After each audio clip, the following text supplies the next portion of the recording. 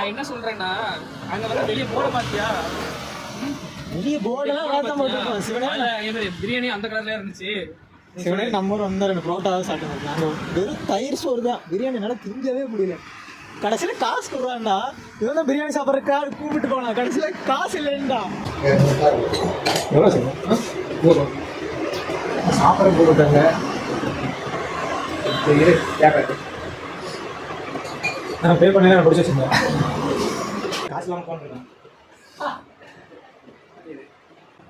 பே பண்ணுங்க.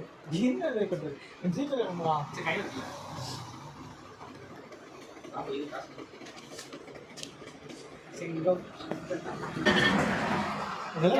Next time Kerala biryani சாப்பிட அவ்வளோதான்.